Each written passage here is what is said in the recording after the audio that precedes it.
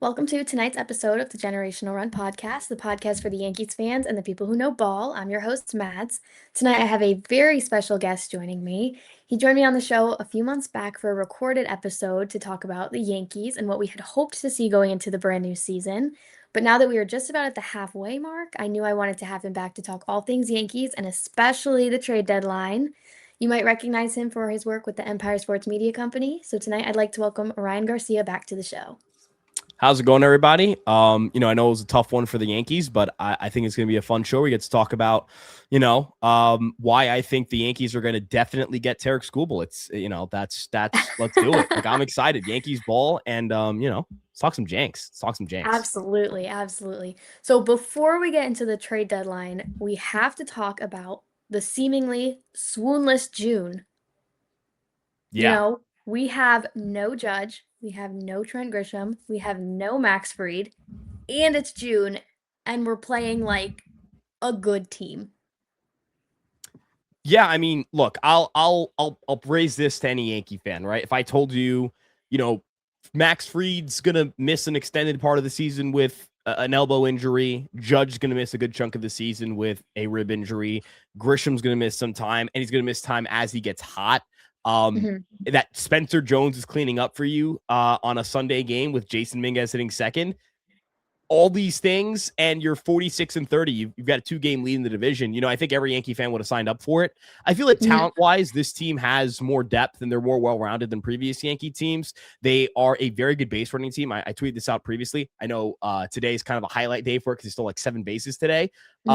Guys, they have more steals than the Rays, more steals than the Guardians. Yeah. They're really embracing running the bases. They just collected their 80th stolen base. I'll figure where they rank right now. Yeah, they're second in the league in stolen bases.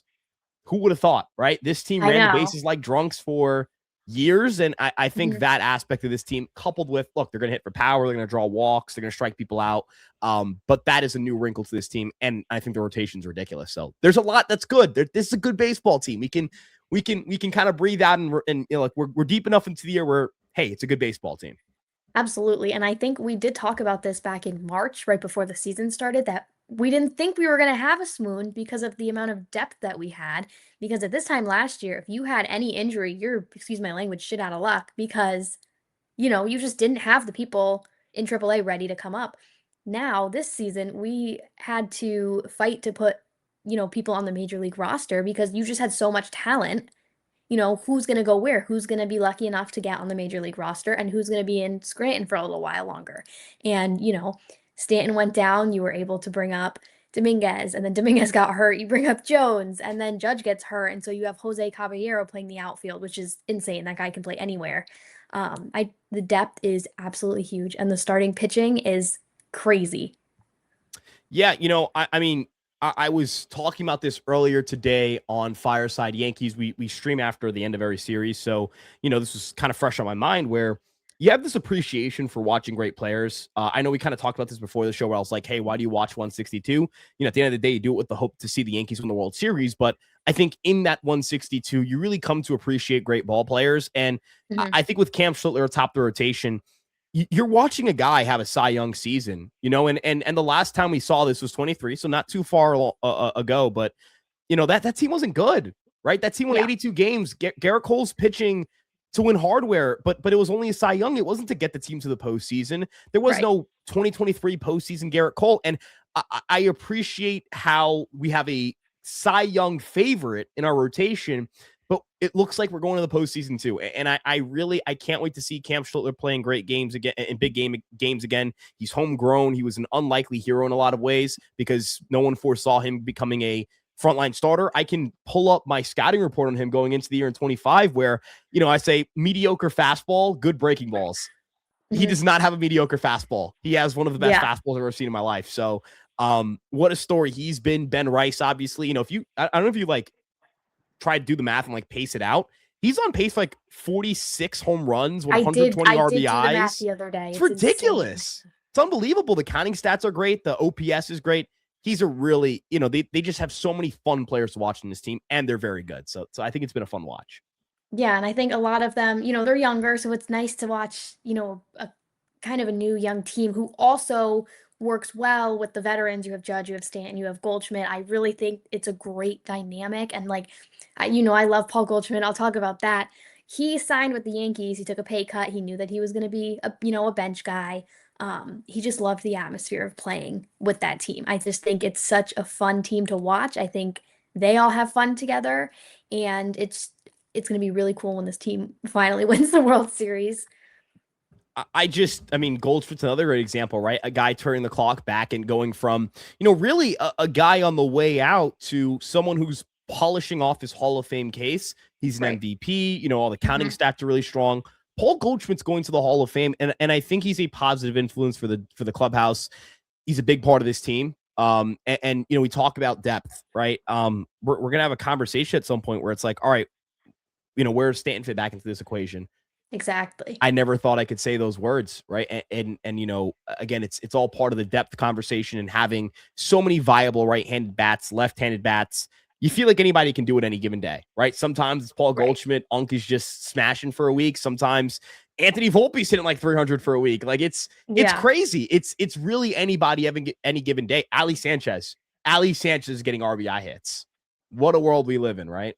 Yeah, I mean, I was at the game last week. It was last Wednesday. Ali Sanchez, I'm pretty sure he went like 4 for 4, 3 for 4 or something. He just hit every single time he went up. It was insane. And this is a guy that, it's kind of almost a last-ditched effort before the trade deadline. And, they're trying to go after a right-handed catcher. They're kind of like, all right, let's see what this guy has. And then he ends up, going 4 for 4. Yeah, I mean, I'll say this about the catching room. Obviously, they need work, right? I want them to get a right-handed catcher, but Ali Sanchez is kind of this interesting. Not that he's the answer, to clarify, Mhm. but it makes you realize the bar isn't very high for them to be good at catcher. Um, Ali Sanchez's stat line this season is it's a six. I think it's like a 686 OPS. He's a good game caller. He frames well. He blocks well. Yeah, man. Anyone who can do that for me and hit from the right-handed side and hit ninth for this team, probably going to make this team considerably better. I think there's a little bit of like last year at third base with Oswald Peraza where, and I'm Mhm. not like trying to disparage him specifically. It's just the state of who was the everyday starter there. His OPS was like 300, 400. We're not Yeah. asking for a lot at catcher. They're hitting like 180 as a group. We're just asking for like decent. If they get decent out of there, they'll win ball games. They're already Right. winning ball games.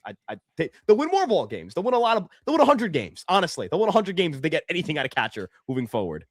Absolutely. And I just think, back to last year, you had all these people playing positions that they weren't necessarily, they didn't come up in the system playing these positions. They had no depth, they had nothing, and now they're hitting and it's insane to watch, especially in June when, the clock changes to from May 31st to June 1st and you're like, "Oh, it's June, like we're going to start losing games." And everyone was like, let's be positive." And then, Twitter is insane. You can't be positive without someone, you know, raining on your parade.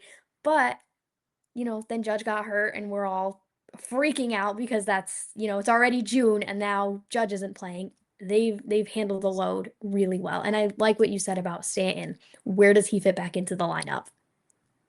Yeah, again, it's you mentioned like June swoons and I mean, right, like every year, right? June rolls around, this team is not Every good. single year. And look, do I think part of it is like 23 they were just a bad team, right? 2023 they were just Mhm. bad. Do I think part of it's maybe like 22 they got banged up. 24 was it just they got off such a great start and they had a lot of like I thought Fugazi pitching performances. Marcus Stroman was like good for a couple months. Marcus Stroman wasn't good that year. Nestor Cortez heated up as the year went on, but he slowed down in August and then got hot again in September and then that didn't end very well for him. Rodon kind of hit a rough patch in June that year, and I thought the Yeah. way he was going about run prevention had to change. I think this team's just better than those teams. Like I think the 2024 Yankees were fun because you got to see Aaron Judge and Juan Soto, and those were the two best hitters in baseball that year. But that team was not as good as this team, right? Like I'll No. be you can go position for position. I'll take 2025 Cam Schlittler over Garrett Cole with the hobbled elbow at that point. I'll take current Carlos Rodon over that version of Rodon. I'll take our version of Cole who's healthy again over that Mhm. version of Cole. I'll take Freed honestly over any starter they have. I'll take Bednar over Holmes as a closer. I know Weaver was great down the stretch, so I guess I would take Weaver over anyone at that point. But you can, I mean, you might be able to trade for Luke Weaver even specifically because the Mets aren't very good. My point in all this is just to say, I mean, Mark Leiter Jr. was our bullpen answer at the deadline. Enyel Yeah, De Los it's not a Santos. You good remember? answer. Remember when we traded for Enyel De Los Santos, guys? I mean, Enyel De Los Santos. Wow, just that team wasn't as good as this year's team. Is really the point I'm getting at. It's crazy because when you're in the moment, like in 2024, you make it to the World Series and you're like, wow, this is such a good team. Obviously, we got destroyed by the Dodgers. It was a cakewalk to get there. We played Cleveland really well. We always beat Kansas. It was very easy for us to get there, and then it just blew up in our faces. But during that time, before game one of the World Series, you're thinking, wow, this team is so good. This is incredible. And then, like you said, you look at the team now. I'd take almost everyone on this team over World Yeah. Series Yankees in 2024. Yeah, I agree. And look, I'll make a point that Sam has made on Fireside Yankee. Shout out, Sam. I know he's watching this right now. But he's always talked a lot on the podcast about the bottom, the worst guys in your roster. Who are the worst Mhm. guys in your roster?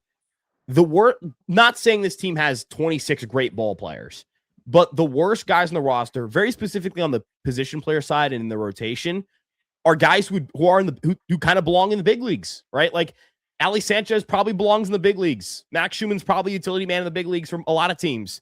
Amed Mhm. Rosario belongs in the big leagues. If Volpe's going to keep hitting this way, he definitely belongs in the big leagues. Cabby belongs in the big leagues. I hope Wells can get back to wherever he was before this year because that player definitely Mhm. belonged in the big leagues. Jones and Dominguez look like they belong in the big leagues. And a lot of these guys aren't going to be here in July and August. They're going to get optioned. They're going to go to the minor leagues. So, Right. the worst guys in your team. Who are the worst guys in your team? What and where do they stack up to the rest of the league? It's funny. It's like I watched Ryan Weathers, let's say, and you're like, okay, he's a step behind the other guys in the team. Ryan Weathers has a 4.13 ERA. Since when has that been Yeah. bad for a five starter? This guy's eating innings left and right. Absolutely. Warren kind of underwhelms at times, but then you look at the numbers, it's 3.45 ERA in 15 starts this year. I'll take it. He's going to make 30 starts and give you 150, 160 innings. That's a Yeah. win. It's a win. It's the worst guy on your roster. Who's the worst guy on your roster? That question's so important because you look at teams that win a lot of games in the regular season and do well in the postseason. They don't have slop on their roster. They don't. And that I think that separates like the Dodgers from other teams a lot of times where like they can call up their 15th guy from AAA, 16th, 17th guy, and they're a quality big leaguer. Yeah. Absolutely. I actually said the same thing about Ryan Weathers the other night. He did pitch a really great game. He pitched great, but I'm still like, he is our number 5 guy. He is a step back from everyone. But he's not bad, you He's our know? number 5 guy because Fried's hurt. He should be in the bullpen. Like, that's Exactly. crazy to think about. And like think about the offseason even, right? All the guys that got moved around. The Yankees were really heavily linked to Freddie Peralta. They don't get him. He's way worse than Weathers right now. And he cost more. Edward Mhm. Cabrera would have costed more than Ryan Weathers, traded from the same team. Edward Cabrera's been worse than Weathers, and he's been hurt twice. So, given what we gave up, given what other starters are currently doing that have been traded, I think the Mets would say, I wish we had Weathers instead of Peralta. I think the Cubs would say, we wish we had Weathers instead of Cabrera. It's been a win of a trade in my mind. And if he goes out and becomes a really strong reliever for this team, it's going to be a huge win for this organization if they turned, not an insignificant amount of prospects, but not a haul into a very Exactly. productive pitcher for them. Yeah, I think it's hilarious every time Ryan Weathers goes out because he just gets no run support, and it's like you have to laugh at it because it's every single time he just gets Yeah. nothing. Like if Crazy. they can figure that part out, he'd be, 10 times better. Like we'd look at him in such a different light, like, oh, he's winning games for us instead of just pitching well. Yeah, it kind of reminds me a little bit of Monty, Jordan Montgomery, who like I feel like I mentioned him so much because he was just one of my favorite guys to watch, even though he was a 3 starter for the Yankees. Like wasn't a superstar or anything, but that same like there's just no run support. Mhm. And you think of like think about the 2021 Yankees. Like that team sucked. I'm sorry, I hate to say it. I know they made the playoffs. That team sucked. They had so many bad pieces. Anyone who followed that team from game 1 to game 162 and tries to can tell me that team's no different from this year's team, you didn't watch. Like I hate being like a little antagonistic, but There are some people who like they watch this team this year and not saying that there isn't things to complain about or aren't things to criticize. I criticize and complain as much as anybody.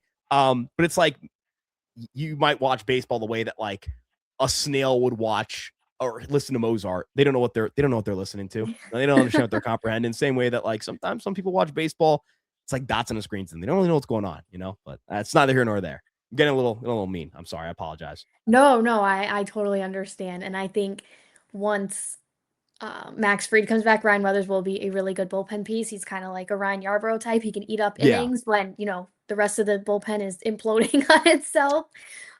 It's just a matter of when Fried comes back, which I think he should start throwing this week, I think they said. Yeah, I think he's throwing he's taking another progression. I'll be completely frank. I don't know the exact progression off the top of my head. I remembered it earlier today and I lost it, but it's another progression either at the end of this month or at the start of July, which is a Okay. thumbs up. And Schmidt apparently should be facing batters at some point. This was reported like weeks ago where he should be facing batters at the end of June. It's June 21st. We're basically there. So Yeah. Well, that's anytime another now, question. What are you going to do when he comes back? I'm bullpenning him. I And I am think he's too. gonna rock. Absolutely. Clark Schmidt, okay. Clark Schmidt had a moment, had an oopsie in 22. He was not very good out of the bullpen for that team in the postseason, and that sucked. But he was a good reliever that year. I stand by it. If he comes back and gives us a 3.12 ERA, which was his ERA that year, I'll be very happy. I'll take it. This bullpen needs it right now. They need some strikeouts. I think they need some guys who can just get a job done. It's a lot like catcher. I'm not asking for Mariano Rivera to walk through the door. I'm Right. asking for a seventh inning guy, a contender Yeah. to be a seventh inning guy right now from Schmidt. I'm not asking for Mo. That's not what I'm asking for. Yeah. And I mean, I think we can segue into, kind of the trade deadline. And I want to bring up Yeah. Skubal because if you trade for Skubal, what does your starting rotation look like? You're coming up with a rotation where Carlos Rodon is your number 5 guy, which is insane. Yeah. Like how that team doesn't lose a game. I mean, Um, Look, here's the thing, right? I, I want to win a World Series. What do we all want? A World absolutely. Series. Everyone watching this who's a Yankees fan, or even if you're a fan of a different team, everyone watching this wants to see their team win a championship. I'm a Knicks fan. I saw the Knicks win the NBA Finals. It Mhm. is the most joyous experience of my sports life. I have hope in my life that I did not have because the Knicks won the finals. Guys, your life will get better if the Yankees win the World Series. Straight up. It Absolutely. just will. Anyone who tells you that like sports outcomes don't affect their mood, they don't care enough about sports, which is fine. Probably shouldn't care about sports to that degree. But if the Yankees win the World Series, your life's going to get better. Tarek Skubal is going to give you the best chance to do that. I really emphasize this.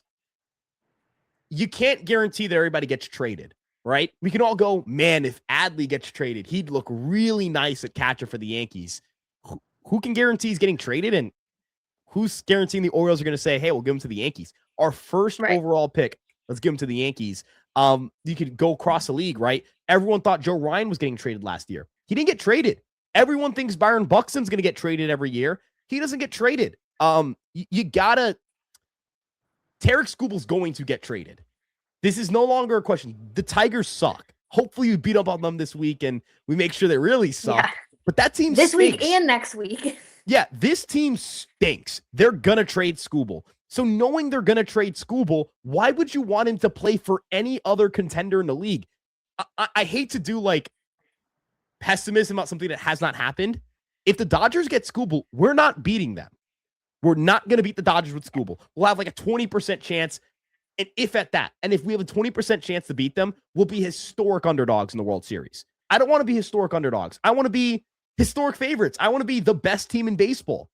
When's Right. the last time the Yankees have had the best record in baseball? I don't know if anyone in chat will get this or if you'll get this, but the last time they've had the best record in baseball, Long time ago. I'm not sure off the top of my head. 2009. What the Yankees do in 2009? They won the World Series. The only time the Yankees have ever had the one seed with Aaron Judge, they went to the World Series. Go all in. I know baseball is a bit random, and that does happen, but this team is so much better than everybody else in the AL. If you put Skubal on this team, they're going to crush everybody. Straight up. Absolutely. They're not losing a game in the AL playoffs. I'll put it right now. Yankees will not lose a single game in the postseason until the World Series if they get Tarek Skubal. They won't. Not one. Yeah, and I mean, you don't know what next season's going to bring. We might not even have a season, and I don't want to think that way, but it is something that could happen. I'd Mm-hmm. be the most inclined right now to go all in. And I was also talking about this today with my cousin. I said, we essentially ran it back in the offseason. We didn't do a whole lot of damage, and look where it's gotten us. We're the best team in the American League East. We're one of the best teams in the American League. I just imagine if you go all in after Yeah. making minimal damage in the off season and it's gotten you to where you are.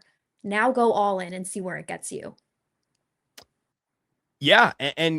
Again, it's why not? Right. Like the question I have for a lot of people who are like, hey, they should get Scooble. Okay, what's the reason why? I'm not saying that all the reasons are nonsensical. I'm just like, it's out of genuine curiosity. If it's like, hey, I don't want to blow up the farm system for Scooble.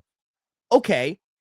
But what I would also add on that is then you can't really say that like the Yankees losing in the playoffs is all you care about. Right? You Mhm. care about farm system. You want the team to have fun young players every year. And that's fine. Everyone's allowed to fan the way they want to fan. I'm not trying to police that. I'm more so kind of speaking to the kind of people who loathe the fact they haven't won a World Series in 17 years, who rip the organization when they don't get a certain player, who lament certain players on the team for being here because in their mind, they're not good enough to be big leaguers. How can you feel all those things and also go, no, they shouldn't get Scooble? Because they really need to get Ryan Jeffers. I like Ryan Jeffers. He's a good ball player. He's a Yes, good fun ball absolutely he player. is. Tarek Skubal is, if he's remotely healthy between now and the day he retires, will go into the Hall of Fame. I can tell you who I'd rather watch on my team for half a season. It's not hard. That's an easy one, right? Like Yeah. it's this just it's like I'm comparing. Hey, do you want people? If you want to go out for dinner once, right? You're going out and you're going on an anniversary dinner. You're taking your parents out to dinner, a sibling, a loved one, whatever it may be. You want to go to a really nice steakhouse. You don't want to go to McDonald's, Mhm. right? The deadline happens once every year. You get one chance Right. to make this team better. Why go to McDonald's? Why go to heck? Why go to even? And I love Jersey Mike's. I'm not taking somebody to Jersey Mike's on a special day. I'll go on my own. But Yeah, like, come on, we're exactly. we're talking about Jersey Mike's when Peter Luger's is on the table, right? Come Mhm. on, go get Peter Luger's. Go get that $100 steak. Don't settle for the $12 sandwich. It is a very good sandwich, but it's a $12 sandwich versus a $100 steak. Come on, come on. What are we Absolutely. doing? I totally get it. They have to go all in. And I want to ask, Yeah. what do you think a hypothetical trade package would look like for him? Obviously, Detroit wants the MLB ready players. It's not like for the people who are concerned that we're going to give up the entire farm for a rental, we're not because they want people who can play right now. Yeah. I think. Hmm. Okay. I think Warren has to be part of this because Warren's a major league piece, as you mentioned. They need a guy who helps them right Mhm. now. And it sucks because, like, oh man, years of scouting Will Warren. We had him on the podcast a couple of years back. Great guy, super competitive, but don't worry, we'll mail you the ring. We'll mail you the ring. Yeah. We will mail you the ring, big dog. And I will root for him every time he pitches for the Tigers, except for when he faces us. Dax Kilby is someone who I think the Tigers should want. His stock is going to trend down because he's been hurt all year, but I still think he's a very like talented hitter, really good bat to ball, good raw power. Like if I were an organization, I would try and capitalize on the fact that his stock is down. And then I hate to say it, because again, I love this guy.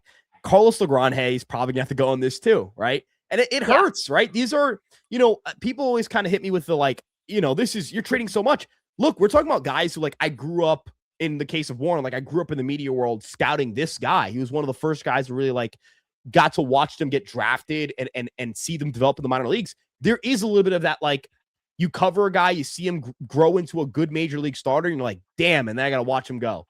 That's life. Yeah. That's baseball, guys. Like I'm a Exactly. If fan you too. I fan the same way you guys fan. Legrand, he's awesome. I'm Dominican. He's Dominican. I've spoke to him on occasion. He's sick. He's awesome. He throws 100 miles per hour. I'm sorry, right? Kilby, we've had him on the podcast. Awesome interview. Mhm.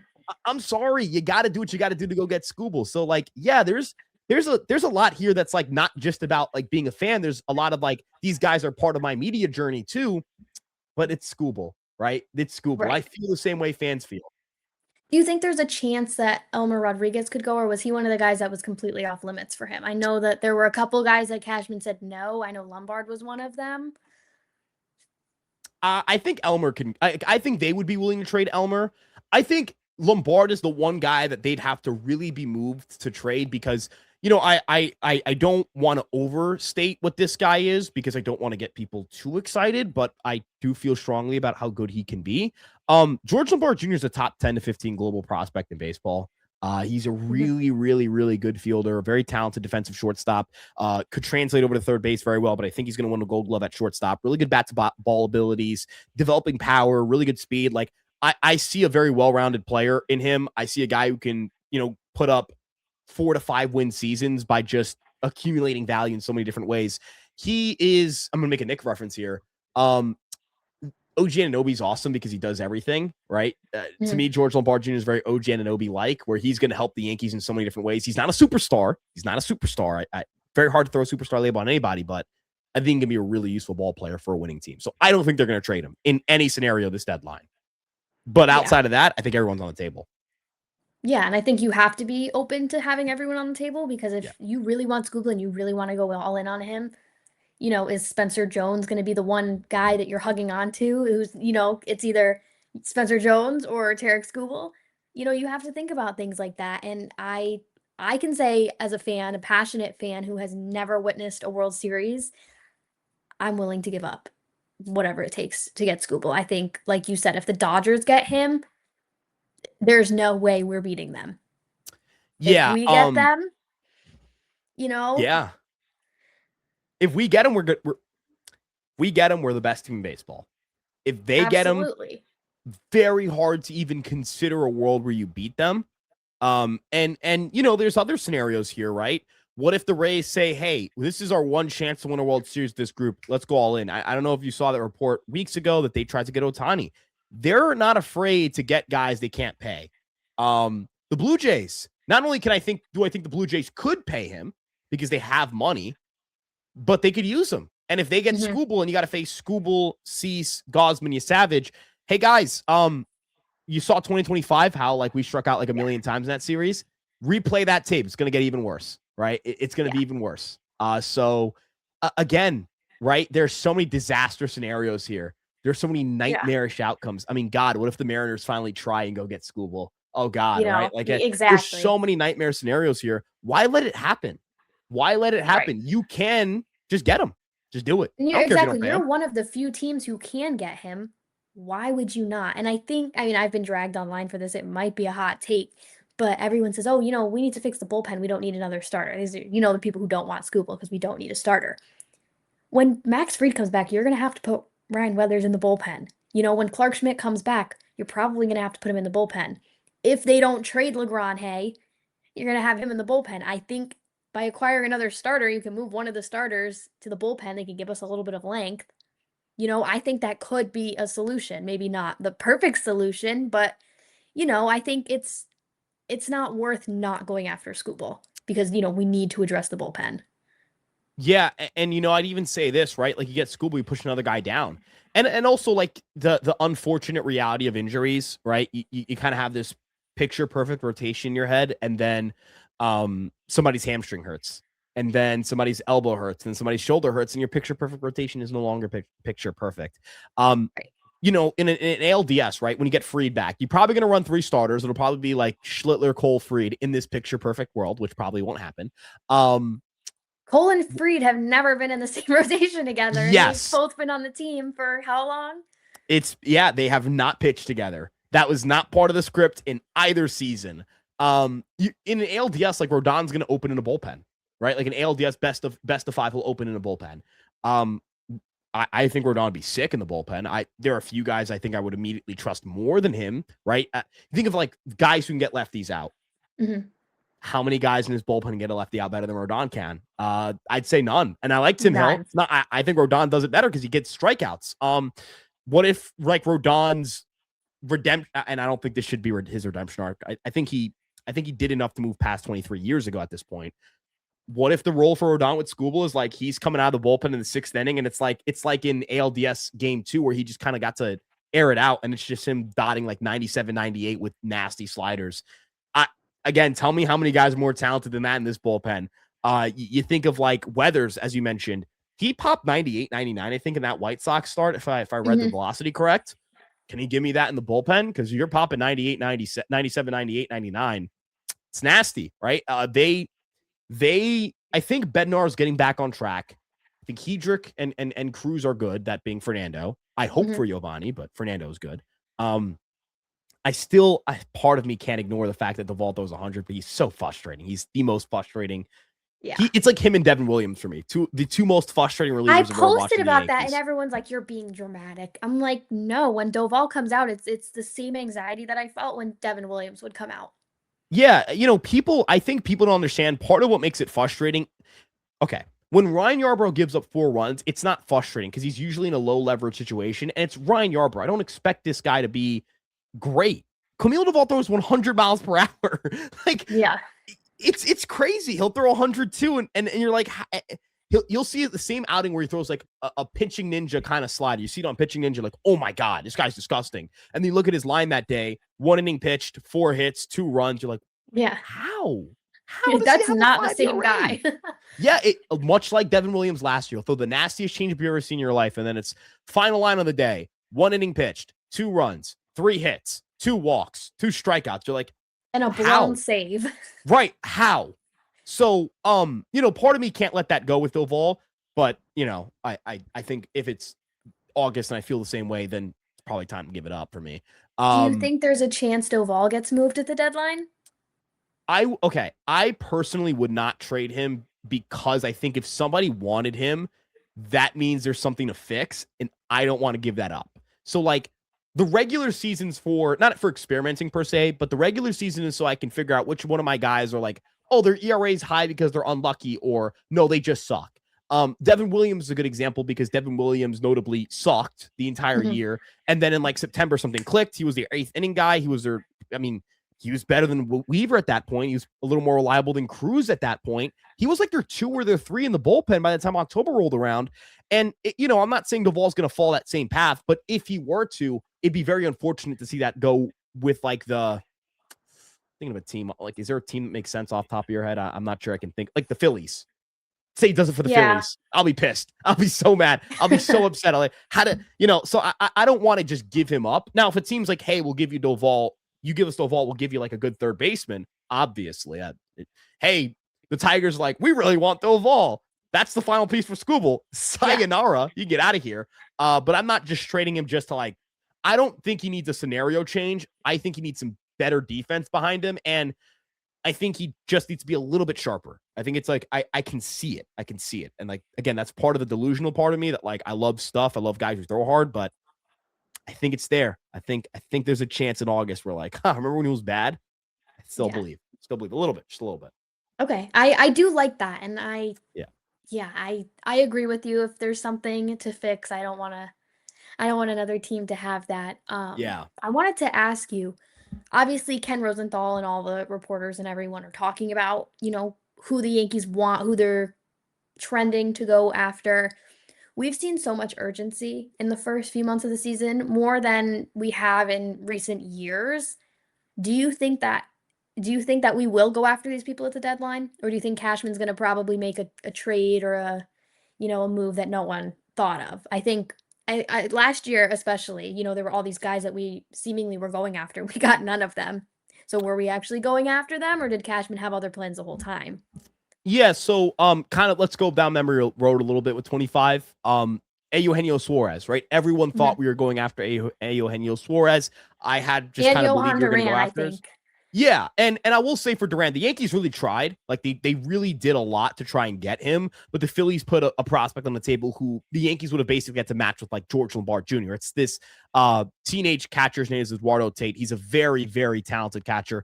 I can't lie, I haven't followed him much this year, but I knew last year he was very talented, and the Phillies had a very high perception of him, and the Phillies also thought the world of him.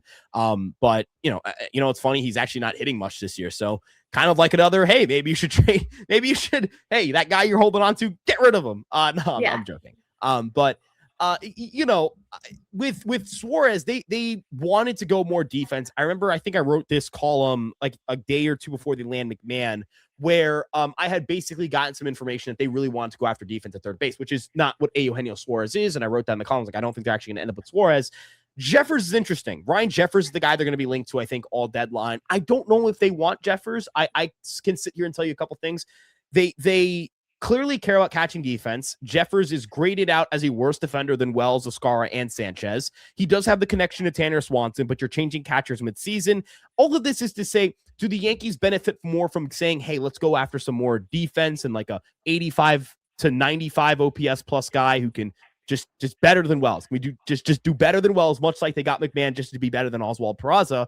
Can we do that and then focus on other needs? Do the Yankees need a guy who's hitting fifth for them from the catching spot? Or do they need a watchable ninth hitter, eighth hitter, seventh hitter, something of that nature? So, long story short, I feel like we might get a little bit of like misdirection. I think Jeffers could be a misdirection, but I also could be galaxy braining this, and he's just the guy they trade for, and it's like, no duh, idiot. Like, we'll see. But Well, it's going to Jeffers, I can be see it. either way. If they sign for him, it's going to be duh. Obviously, they needed Ryan Jeffers. If they don't, Yeah, it's going to be like, you guys were crazy. They were never getting him in the first place. yeah. Again, it's so funny because I'm basically like in a very complex way saying they either trade for him or they don't, but that's kind of how the deadline works, right? We don't really know what they want and who they're into and what their scouting reports read and how teams view these players. Ryan Jeffers' hamate bone was in two pieces 2 weeks ago. So Right. I kind of have to see him play again too. It's going to be very interesting. I'm very curious to see how this ends up shaking out with the catching room. I think at the bullpen, it's also a little bit muddy because I actually don't know which guys I want. Like, the bullpen's weird. I don't know who's good, who's bad, who's going to try and Mm-hmm. sell, who's going to try and buy, who's available. Million variables there. Last year was so much clearer. Yeah, the big closers, Miller, Duran, Bednar. This year, it's like, who's the big closer? Who's like the must go get him top 10, top 15 reliever in baseball? Who's that guy? Yeah. Yeah. I And don't I know who it is, think, really. I don't know, the trade deadline is a little bit later this year than it usually is. Ryan Jeffers got hurt. Tarek Skubal was hurt. I think it's only going to work to our advantage, because everyone was Yeah. like, well, do you really want to take that gamble if they're hurt or, when they come back from injury, are they going to be as good as they were pre-injury? And I think the extra week or two will help a lot with that. And a lot of people still say, oh, the Tigers aren't going to move Skubal. I think they have to. There's no way that they're not. I would be so confident that I'll eat like a hat on like a video. I'll tweet a video of me eating a hat, like a piece of a hat, a cheap hat. I'm not spending a lot of money on this hat. Um, The Jersey Mike's yeah, hat, not the fancy restaurant yeah, hat. yeah. I mean, I get a sandwich too to just eat after, I guess, and like have a little snippet of that. I guess, right? But I'm so he's gonna get traded. I think you ask any insider, and I'm not an insider. I'm just saying you ask insiders. Hey, is Scooble gonna get traded? And what would you bet on if you're a betting man? They're betting on him getting traded. They suck. They stink. This is gonna come back to bite me when they beat us like 4 out of 6 games. But that team sucks. That team blows. They're really bad. I'm sorry to say, they're really bad. Tay Cruz, James Outman, Zach McKinstry is the bottom 3 in their lineup. Those guys wouldn't be in Scranton for us. So no offense to them. It's just that team's bad. Very bad baseball team. Please beat them. Please. I do not want to deal with dropping 2 out of 3 to a bad team, and they're going to trade school because of it. Yeah, I mean, I would love to see Skubal in pinstripes. I've been talking about that for so long. I obviously don't think we're going to sign him in the offseason. I think that is a definite Dodgers move. But it would be awesome to have him on Yeah. the team for even just a half of a season because you know what? It sounds stupid, but I can't wait to tell my kids about the half season that the Yankees had Tarek Skubal and they won the World Series. Like that is just because people talked about it with Soto too. They're like, if Soto signs with the Yankees, he's gonna retire a Yankee. Maybe they'll retire the number and everything, whatever. Or if he doesn't sign with the Yankees, it's gonna be the one weird fever dream year where Juan Soto was a Yankee. Yeah, and also, hey, the Yankees traded for Juan Soto, lost him in free agency, and it's one of the best trades Brian Cashman has ever made. So if Tarek School comes here and we trade for him and he leaves, if the Yankees win the World Series, hey man, you're cool every old timers day. You're gonna be Yeah. my good old mercenary. Much like, look, I actually don't really have much hatred in my heart for Soto outside of why'd you leave me? Because it's like, dude, you did everything you got. Hey, we traded for 1 year of him. He guaranteed us 1 year of him. He Mhm. was really good. He was awesome. So in my mind, I'm like, we're still good. The Mets suck. Like I got no, at this point I kind of feel bad Well, for him, that's my reasoning too. Obviously, I'm upset that he left us after, everything that him and Judge did together, but look at how the Mets are doing right now. I would not want to be a Mets fan right now. I would not want to be in their shoes. Yeah, it's just more like I don't think you made the right choice, I guess, if you wanted to Yeah, win. But hey, if you wanted the most money, you did make the right choice, I guess, as well, right? Like, right. whatever he Because wanted. it Hey, gets to a point where that's just so much money, and if it's gonna be a $5 million difference, like just go to them. Because Cody Bellinger and Paul Goldschmidt and Max Fried it ended up working out. I will say it is easy for me to say this from my position as a Yankee fan. There is an action like if somebody offered me $100 million and $760 million, can't say I'm not taking the 800. I can't lie. I do like money. Money's pretty cool. So like I sort of see both sides here, right? Like I do too. I see both sides. It's $800 million. It's and like a lot of amenities and bells and whistles and suites and stuff. Like, pretty Juan Soto, from my understanding, is a single man. Like Juan Soto can go, take a girl to the suite of Met game, $0 to him. That's pretty cool for him, man. And he's got $800 million. That's also pretty cool. Like he's got to buy his own ticket to go to Yankee Stadium. Yeah. It's kind of funny to think about, but like I anyway, actually I I know. love the videos where it does the math of like every at bat, how much money he's Yeah, it's making. I'm like, pretty. that is insane. And hey, again, for Scooble, I can't speak for everyone in the fan base. I'm just speaking for me. If you want to come here, play for half a season, win us a World Series, and then go get paid a boatload of money by the Mets, as if we win, we're cool. Like every old timers day, you're good. When you come back, I'll cheer you. If people are booing you, I'll stand up and cheer you. I'll take off the cap. I'll wave my cap at Yeah.